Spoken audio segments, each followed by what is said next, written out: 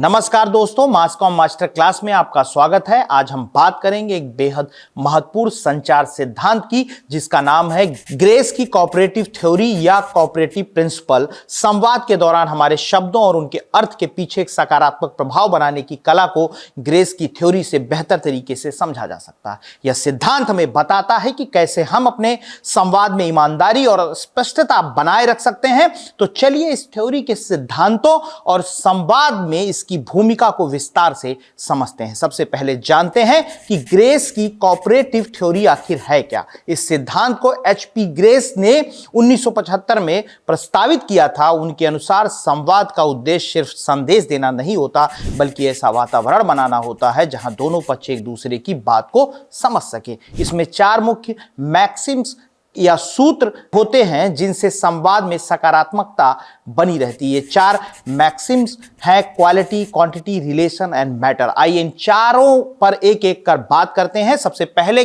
है quality maxim, जो हमें यह सिखाती है कि संवाद के दौरान हमेशा सत्य और तथ्यात्मक जानकारी ही साझा करनी चाहिए।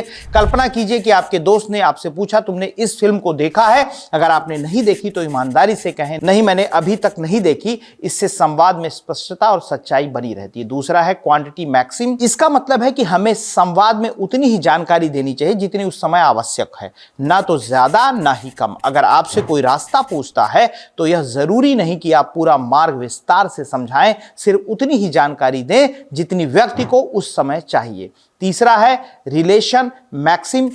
इसका अर्थ है कि संवाद में प्रासंगिकता बनाए रखना चाहिए। जब भी कोई बात करे तो सुनिश्चित करे कि वह उस समय की बातचीत से संबंधित हो। मान लीजिए कि किसी मीटिंग में सभी लोग किसी प्रोजेक्ट पर चर्चा कर रहे हैं, आप अचानक किसी और विषय पर बात करने लगते हैं, तो इससे बातचीत भटक जाएगी और लोग परेशान हो सकते हैं। इसलिए विषय पर ही केंद्रित रहें। चौथा है मैटर मैक्सिम।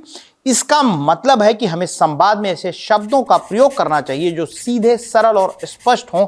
अगर आप किसी को कोई निर्देश दे रहे हैं तो कठिन शब्दों का प्रयोग ना करें। इससे सुनने वाले को संदेश को समझने में आसानी होगी। ग्रेस की कोऑपरेटिव थ्योरी हमें यह बताती है कि संवाद में सकारात्मकता बनाए रखने के लिए हमें हमेशा इन 4 मैक्सिम्स का ध्यान रखना चाहिए। न केवल संवाद को अधिक प्रभावशाली बनाता है, बल्कि हमारी बातों में भी विश्वसनीयता यानी क्रेडिबिलिटी और स्पष्टता, क्लियरिटी लाता है। इससे आप एक अच्छे संवादक के रूप में पहचाने जाएंगे और आपके संदेश का प्रभाव भी बढ़ेगा। तो दोस्तों, ये थी ग्रेस की कोऑपरेटिव थ्योरी पर हमारी आज की चर्चा। उम्मीद है अब आप समझ गए होंगे कि संवाद में इन 4 सिद्धांतों का पालन करना कितना जरूरी है। अगर आपको यह वीडियो पसंद आया हो तो लाइक और शेयर करें और हमारे चैनल मास कॉम मास्टर क्लास को सब्सक्राइब करना ना भूलें। अगर आपके पास कोई सवाल है तो नीचे कमेंट्स में जरूर पूछें।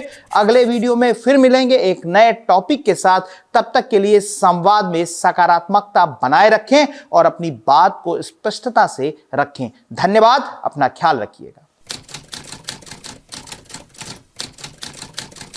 This video channel, Masscom Masterclass, is a part of the Alvin Foundation initiative. All income generated from this YouTube channel is dedicated to supporting the education of underprivileged children. By liking, sharing, and supporting this content, you have the power to change the lives of many children. Your contribution can make a significant difference. Thank you for your support.